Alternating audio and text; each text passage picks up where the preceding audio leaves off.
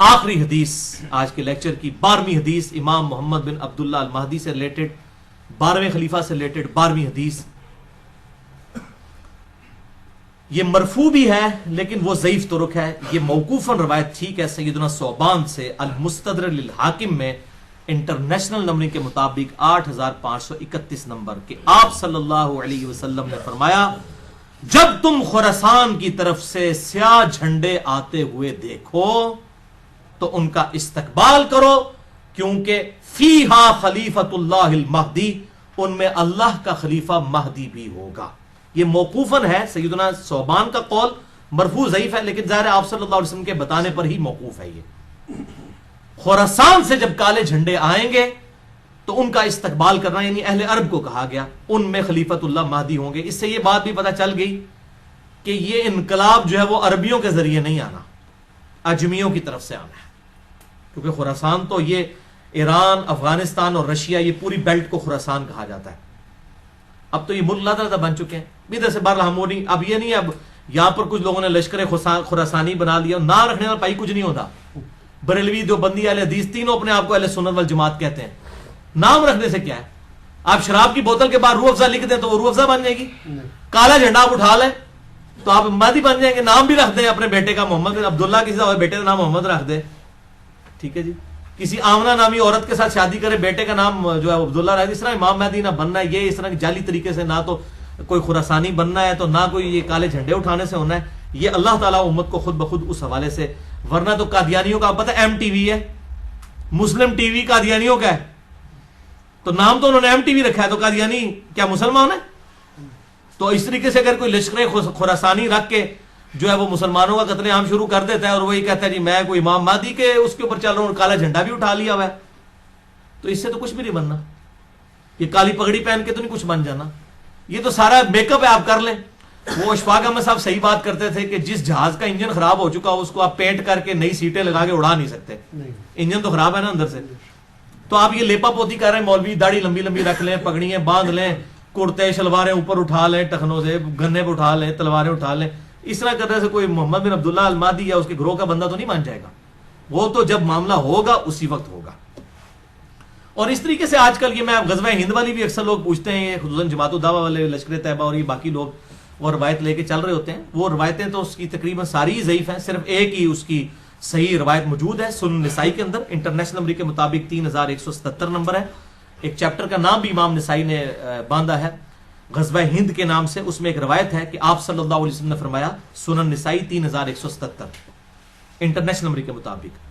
اور ایک international numbering جو چل رہی ہے وہ اس میں 3175 ہے، دو کا فرق ہے. بل اس میں یہ روایت ہے کہ آپ صلی اللہ علیہ وسلم نے فرمایا میری امت کے دو گروہ ایسے ہیں جو کہ اللہ تعالیٰ نے ان کو آگ سے آزاد کر دیا ہے. پہلا وہ کہ جو پہلا گروہ وہ جو کہ ہند کے غزوے میں شریک ہوگا. غزوہ کہتے ہیں لڑائی کو، کوئی بھی لڑائی ہو. یہ جو غلط مشہور ہے کہ آپ صلی اللہ علیہ وسلم جس جنگ میں شامل ہوں وہ غزوہ ہوتا ہے اور جو آپ بھیجیں وہ سریہ ہوتا ہے. یہ بالکل جعلی بات ہے، ایسا نہیں ہے. یہ کوئی نہیں. غزوہ کہتے ہی لڑائی کو ہے، سریہ کہتے ہیں رات کے وقت نکلنے کو. تو غزوہ یا سریہ کی یہ ٹرمز بعد میں لوگوں نے ڈیوائز کی ہیں، ورنہ جو یہ غزوہ موتا بولا جاتا ہے اس میں تو آپ صلی اللہ علیہ وسلم کوئی نہیں تھے شامل. آپ تو مدینہ شریف میں بیٹھے ہوئے تھے جس میں خالد ابن ولید وہ رومن امپائر سے بچا کے لے کے آئے تھے لشکر. پہلے سیدنا زید ابن حارثہ شہید ہو گیا، آپ صلی اللہ علیہ وسلم مسجد میں بیٹھ کے کہہ رہے ہیں میرے زید کو شہید کر دیا گیا، میرے جعفر کو شہید کر دیا گیا، میرے عبداللہ بن رواحہ کو شہید کر دیا گیا. اب اللہ کی تلواروں میں سے ایک تلوار کے ہاتھ جو ہے مسلمانوں کی وہ جو ہے وہ سپہ سلاری آ گئی ہے. یہ صحیح بخاری میں حدیث ہے، میں نے علم غیب والے لیکچر میں بتائی ہے، مسئلہ نمبر 6A میں. اللہ تعالیٰ نے آپ کو دکھا دیا اتنے 100 کلومیٹر دور کا منظر، تو آپ تو موجود نہیں تھے، جسے غزوہ موتا کہا جاتا ہے. حالانکہ غزوہ تو نہیں تھا. یہ غزوہ اور سریہ کی جو یہ ڈیفینیشن غلط ہے کیونکہ اسے بریلویوں نے حاضر و ناظر کا عقیدہ نکالا ہے. وہ کہتے ہیں یہ دیکھیں غزوہ ہند ہے تو آپ خود بھی آئیں گے اس میں. اور پائیے پہلے ایک عقیدے ہی جعلی بناتے ہو پھر اس میں فٹ ان کرتے ہو باتیں. غزوہ موتا میں بھی اللہ کے نبی تو شامل نہیں تھے، وہ کیوں غزوہ موتا ہے؟ ٹھیک ہے، تو یہ بالکل جعلی باتیں، کسی حدیث میں یہ تفریق نہیں ہے. یہ سنن نسائی 3177 کہ دو گروہوں کو اللہ نے آگ سے بچا لیا ہے. نمبر 1 جو غزوہ ہند میں شامل ہوں گے، اور نمبر 2 عیسیٰ ابن مریم کے ساتھ جو لوگ شامل ہوں گے. اس میں بھی اشارہ مل رہا ہے کہ قرب قیامت میں ہی کوئی معاملہ ہوگا. وہ محمد بن قاسم جو ہے وہ اپنے اوپر یہ بشارت لگاتا رہا بنو امیہ کا. محمود غزنوی جو ہے وہ حملے کرتا رہا دولت کی لالچ کے اندر ادھر آ کے انڈیا میں، اور وہ سومنات پہ حملے کرتا رہا. کیا صوفی لوگ تھے، سارے درباروں میں بیٹھنے والے لوگ تھے. ٹھیک ہے، یہ لوگ اسلام کے لیے آئے تھے. آپ کیا سمجھتے ہیں ظہیر الدین بابر اسلام کی خدمت کرنے آیا تھا یہاں پہ؟ یہ مسلمان حکمران تھے، اسلامی حکمران تو نہیں تھے. یہ اسی طریقے سے تھے جیسے چنگیز خان تھا، بس یہ تھا کہ ان کے ساتھ مسلمان کا ٹائٹل لگا تھا، باقی ہے تو مسلمان تھے. یہ ہم نہیں کہتے کافر تھے، لیکن اسلامی حکومتیں تو کوئی نہیں تھی. تو اس طریقے سے وہ محمد بن قاسم اپنے اوپر لگاتا رہا، اس کے بعد محمود غزنوی اپنے اوپر لگاتا رہا، آج لشکر طیبہ اپنے اوپر لگا رہی ہے. او پائیے قرب قیامت میں ہونا واللہ عالم یہ کس کے اوپر فٹ ہوتی ہے.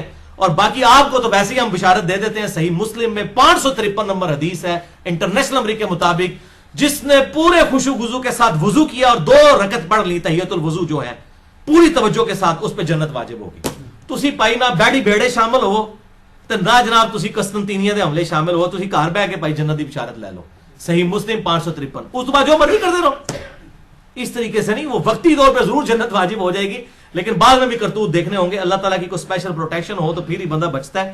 تو یہ اس طریقے سے لوگ جو بشارتیں فٹ کرتے پھرتے ہیں، یہ کوئی کنفرم نہیں ہے. میں نے آپ کو مشکات کا بتا دیا کہ اگر کسی کو شوق ہو تو یہ مشکات کا پورا چیپٹر جو ہے 3-4 چیپٹرز کٹھے ہیں، 142 احادیث ہیں انٹرنیشنل نمبر کے مطابق 5379 سے 5520 تک. یہ آپ قرب قیامت کی نشانیوں کے اوپر پڑھ لیں. اللہ تعالیٰ سے دعا ہے جو حق بات میں نے کہی اللہ تعالیٰ ہمارے دلوں میں راسخ فرمائے. اگر جس بات میں میرے منہ سے کوئی غلط بات نکل گئی تو اللہ تعالیٰ ہمارے دلوں سے محو کر دے. ہمیں کتاب و سنت کی تعلیمات پر عمل کر کے دوسرے بھائیوں تک پہنچانے کی توفیق عطا فرمائے. سبحانک اللہم و بحمدک اشہد ان لا الہ الا انت استغفرک و اتوب الیک وما علینا الا البلاغ المبین. جزاکم اللہ، ماشاءاللہ.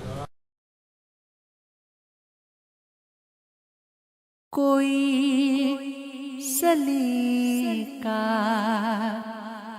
ہے آرزو کا، نہ بندگی میری بندگی ہے، یہ سب تمہارا